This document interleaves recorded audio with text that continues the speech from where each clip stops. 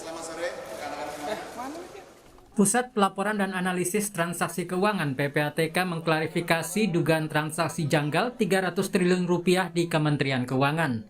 Kepala PPATK Ivan Yustiavandana menyebut transaksi itu bukan korupsi yang dilakukan pegawai Kemenko, melainkan kasus perpajakan dan kepabeanan yang dilaporkan PPATK ke Kemenko. Yang kami sampaikan kepada Kementerian Keuangan itu bukan tentang adanya penyalahgunaan kewenangan atau penyalahgunaan atau korupsi yang dilakukan oleh pegawai oknum di Kementerian Keuangan, tapi lebih kepada kasus-kasus yang kami sampaikan kepada Kementerian Keuangan dalam posisi Kementerian Keuangan sebagai penyidik tindak pidana asal pencucian uang yang diatur di dalam Undang-Undang Nomor 8 Tahun 2010. Inspektur Jenderal Kementerian Keuangan Awan Nurmawan Nuh juga menegaskan 300 triliun rupiah yang sebelumnya dikemukakan Menko Polhukam Mahfud MD bukan hasil tindak pidana pencucian uang pegawai Kementerian Keuangan. Namun Awan menegaskan komitmennya untuk tetap melakukan bersih-bersih di Kementerian Keuangan. Nah, kemudian kami di Kementerian Keuangan komitmen ini untuk melakukan pembersihan. Tentu kami intens nih dengan Pak Ivan, kita komit gitu. Mengenai informasi pegawai itu kita tindak lanjuti. Itu secara baik, secara proper, kita panggil dan sebagainya. Sebelumnya, Menteri Keuangan Sri Mulyani mengaku belum mendapat informasi detail soal transaksi mencurigakan 300 triliun rupiah. Sri Mulyani meminta PPATK menyampaikan ke publik soal rincian transaksi mencurigakan itu. Saya tanyakan kepada Pak Ivan 300 triliun itu seperti apa Mbok? Ya disampaikan aja secara jelas kepada media. Siapa-siapa yang terlibat, pohon transaksinya seperti apa, dan apakah informasi itu bisa di-share ke publik, apakah informasi itu menjadi bukti hukum, monggo, makin detail makin bagus. Saya juga ingin tahu supaya saya tahu siapa saja yang makin terlibat sehingga pembersihan kita juga lebih cepat. Sementara Menko Polhukam Mahfud MD menegaskan bahwa informasi mengenai transaksi 300 triliun rupiah bukan tindak pidana korupsi, melainkan tindak pidana pencucian uang. Yang diserangkan oleh Bu Sri Mulyani itu ya memang itu adanya, itu benar. Tapi sebenarnya saya kan ketika ngomongkan 300 triliun itu bicara tentang pencucian uang, bukan korupsi. Coba dibuka lagi semua, ada transaksi aneh yang melibatkan sekian ratus pegawai Kementerian Keuangan, ya, yang diduga sebagai pencucian uang, bukan korupsi. Karena korupsi itu mekanismenya sini sudah jalan. Apa pencucian uang itu? Saya beri contoh lah pencucian uang itu, yang gampang gitu, yang sekarang sedang diperiksa, Rafael Alun. Polemik ini mencuat setelah Mahfud MD mengaku mendapat laporan PPATK soal transaksi 300 triliun rupiah yang berasal dari sekitar 460 orang pegawai Kemenko dari 2009 sampai 2023. Tim Liputan Kompas TV. Saudara, PPATK menyebut dugaan transaksi janggal 300 triliun rupiah bukanlah korupsi yang dilakukan pegawai Kementerian Keuangan, melainkan kasus perpajakan dan kepabeanan yang dilaporkan PPATK ke Kementerian Keuangan. Sementara Menko Polhukam Mahfud MD menyebut transaksi janggal itu berasal dari tindak pidana pencucian uang di Kementerian Keuangan. Bagaimana tanggapan dari Lembaga Pemantau Korupsi ICW dan Komisi 11 DPR? Kita akan sapa anggota Komisi 11 DPR, M. Misbahun, peneliti ICW Lalola Esther, dan juga bergabung staf khusus dari Kementerian Keuangan, Pak Justinus Prastowo. Pak Pras, selamat malam. Pak Misbahun, selamat malam. Mbak Lola, selamat malam. Selamat malam, Mbak Livi. Selamat malam, Mbak Livi. Selamat malam. Saya ke Pak Pras dulu. Pak Pras, PPATK sudah mengkonfirmasi 300 triliun yang sebelumnya sempat beredar informasinya itu bukan dari hasil penggelapan, bukan juga pencucian uang. Apa respon dari Kementerian Keuangan, Pak Pras? Baik, kami berterima kasih karena penjelasan Kepala PPATK membuat semua jadi terang benderang. Apa yang kami yakin dan pahami dari awal memang demikian. Karena kami punya MOU dengan PPATK dari tahun 2007 dan terus berkoordinasi, bersinergi. Kami cek pada korespondensi yang kami miliki, juga mengatakan hal yang sama bahwa selama ini kami ada 2 stream dengan KPK. Stream pertama adalah kerjasama terkait dengan tindak pidana perpajakan dan kepabeanan yang terus-menerus dikerjasamakan dengan PPATK. Yang kedua adalah stream individu, terkait dengan pegawai. Kami meminta klarifikasi atau informasi dan sebaliknya PPATK proaktif memberikan informasi pada kami. Dalam 2 stream itu kami meyakini telah melakukan tindak lanjut secara baik dan terus kami laporkan juga kepada PPATK. Nah, kami dapat sampaikan yang disampaikan oleh Pak Ivan mempertegas ini. Jadi yang terjadi bukan data tentang korupsi atau pencucian uang pegawai Kementerian Keuangan, melainkan data terkait dengan tugas dan fungsi Kementerian Keuangan di mana Kemenkeu punya kewenangan menyidik pidana asal, baik perpajakan maupun kepabeanan. Ini yang kemarin kami diskusikan dan akan terus kami cocokkan detailnya, mana yang sudah kami tindak lanjuti, tentu sebagian besar sudah selesai, dan yang belum ditindaklanjuti akan kami cek lagi perkembangan di lapangan. Prinsipnya terkait itu kami sudah lakukan follow up, Mbak. Saya ke Pak Misbahkun. Pak Misbahkun, bagaimana Anda melihat bagaimana kemudian data yang diinformasikan bisa miss begitu jauh? Karena sempat menjadi satu hal yang dianggap bola liar begitu di tengah masyarakat sampai kemudian diklarifikasi oleh Ketua PPATK. Begini, sejak awal saya menangkap ada persepsi yang salah ditanggapi. Begini, PPATK itu mempunyai yang namanya LHA, laporan hasil analisis, terhadap apa? Transaksi perbankan seseorang. Melihatnya dari apa? Profil siapa orang tersebut. Biasanya kalau di luar negeri itu biasanya ada public expose namanya. Baik itu politician, public expose, government office, public expose, misalnya high level office dan sebagainya. Lah, hal-hal yang seperti ini kan kemudian menjadi LHA. LHA ini bersifat data. Bersifat data. Nah, ketika menjadi data, dia harus diklarifikasi untuk menjadi informasi. Oke. Nah, ketika sebelum LHA ini diklarifikasi menjadi informasi, kemudian dicegatlah kepala PPATK ini. Dicegat oleh PPATK. Ini ada apa? Oh, ada data 300 triliun. Kemudian apalagi ada seorang menteri koordinator bidang politik dan keamanan yang bernama Pak Mahfud MD. Ya mohon maaf dengan segala hormat saya kepada Pak Mahfud MD. Hari ini Pak Mahfud MD bagi saya hanya menggaungkan sesuatu yang tidak perlu digaungkan pada sebuah jabatan seorang menteri kalau menurut saya. Kemudian ngeles nggak karu-karuan. Ya, menurut saya Pak Taufik mengatakan, Pak Mahfud maksud saya, ngeles mengatakan pencucian uang dan sebagainya. Pencucian uang itu juga kejahatan. Oke. Belum kategori pencucian uang. Itu loh. Seorang guru besar, menteri, kemudian masih mengatakan kejahatan pencucian uang ini apalagi? Klarifikasinya belum. Penyidikannya aja belum. Itu. Oke. Saya ke Mbak Lola. Mbak Lola, kalau sudah ada pernyataan dari Ketua PPATK, ini bukan bahwa kekacauan ini siapa yang memulai, dia harus tanggung jawab mengklarifikasi. Dia harus memulai klarifikasi itu kata Pak Misbahkun. Saya ke Mbak Lola, kalau sudah ada konfirmasi dari Ketua PPATK, kemudian sekarang kan yang jadi pertanyaan siapa yang harus dipercaya publik Mbak Lola? PPATK kah? Kemenkeu kah? Atau Menko Polhukam kah ketika kondisinya sudah seperti sekarang ini? Public distrust tuh memang secara umum, apalagi dengan segala kondisi yang mengelilingi ya. Pertama-tama berangkat dari yang harus diketahui juga kan dan diingat kembali, ini bukan berangkat dari penelusuran soal dugaan adanya pencucian uang ke dalam kasus RAT, tapi dari penganiayaan gitu ya. Jadi kalau misalnya itu juga bukan karena publik yang melakukan penelusuran secara mandiri, terutama di internet, itu mungkin fenomena ini tidak akan terkuak gitu, atau peristiwa besar ini tidak akan terkuak.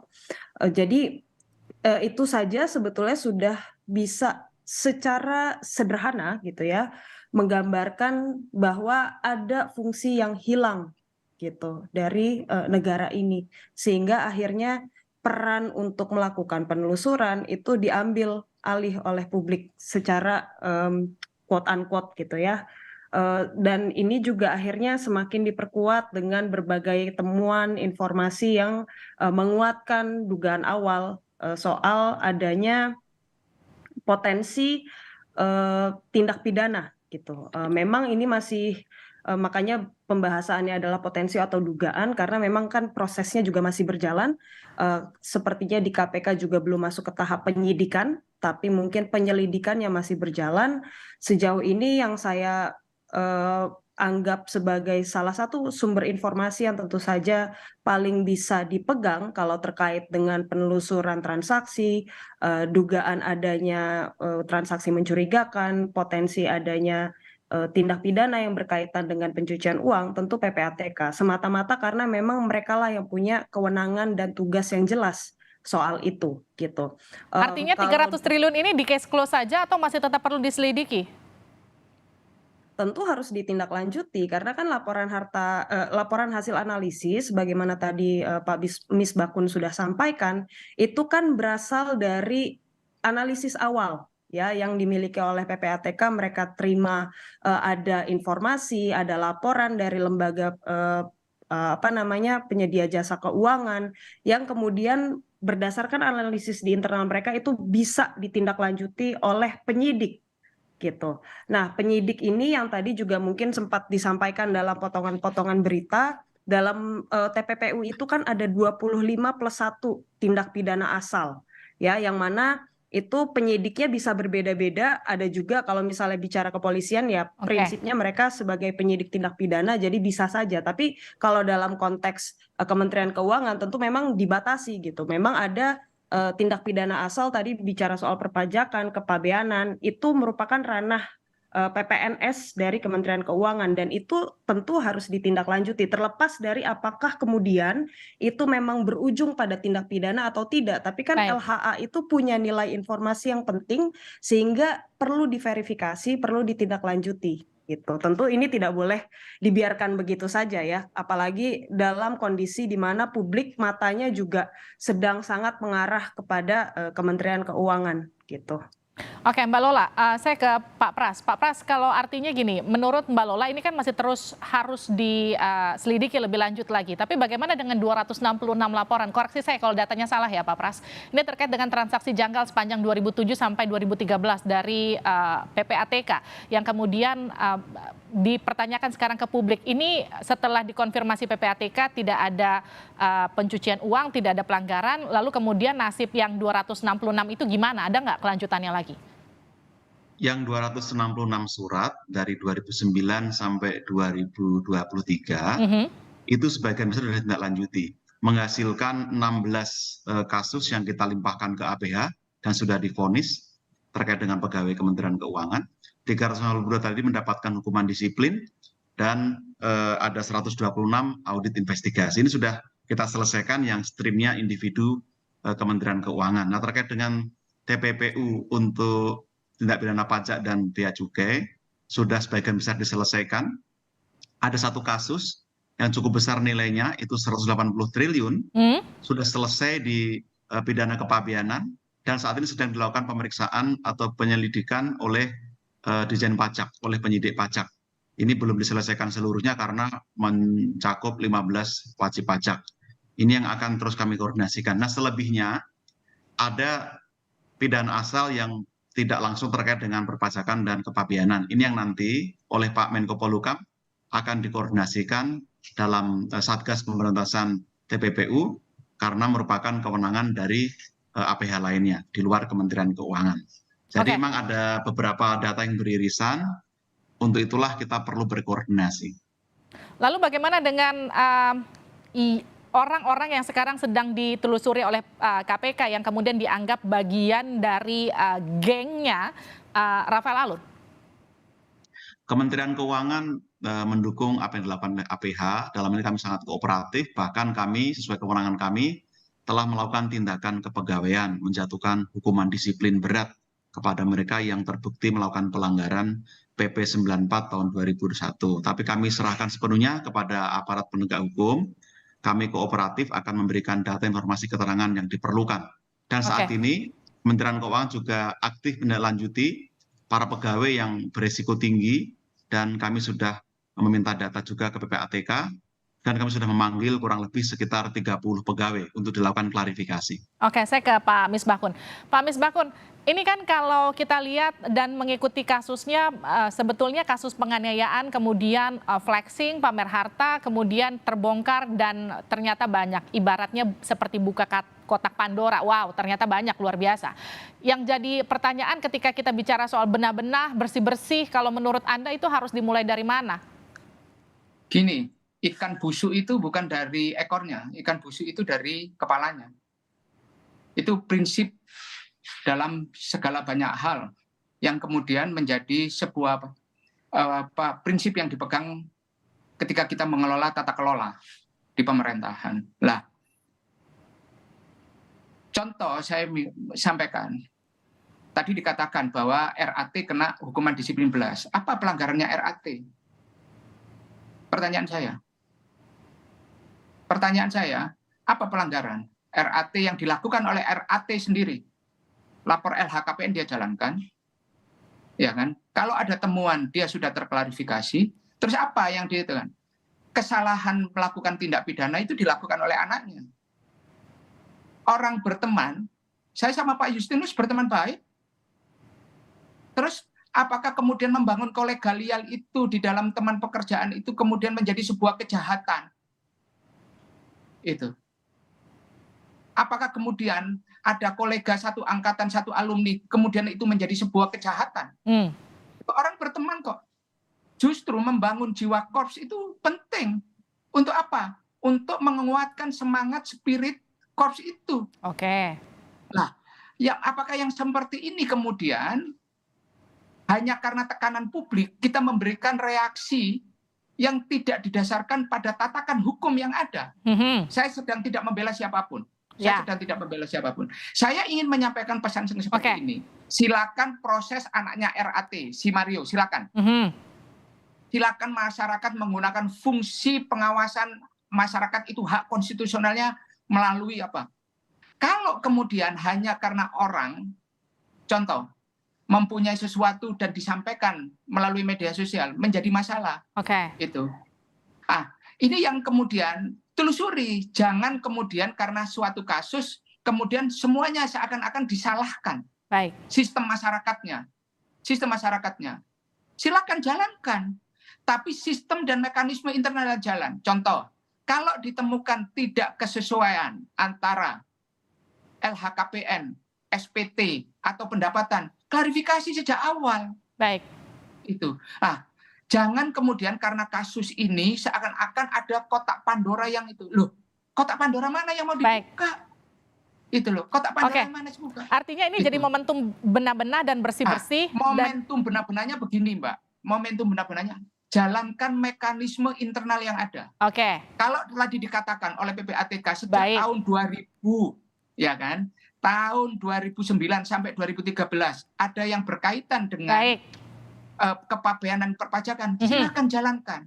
Kalau ada orang di tingkat pelaksana, tingkat pejabat sampai tingkat eselon yang tinggi, ada transaksi yang mencurigakan, mekanisme internal lah yang dijalankan. Artinya sekarang kita tinggal tunggu bagaimana. Ini orang pajak, ini orang bea cukai, ini orang BPN, kemudian jadi marak di media. Dan kemudian pejabatnya ikut-ikutan. Baik. Sekarang artinya kita tinggal tunggu bagaimana proses dari Kementerian Keuangan, bagaimana kemudian proses penyelidikan internal dan juga nanti pengawasan ke depannya. Kita juga punya tugas dan juga tanggung jawab untuk sama-sama mengawasi proses yang sedang berjalan di Kementerian Keuangan. Terima kasih Mbak Lola, terima kasih Pak Misbahkun, terima kasih Pak Pras di Sapa Indonesia Malam. Terima kasih Mbak Livi.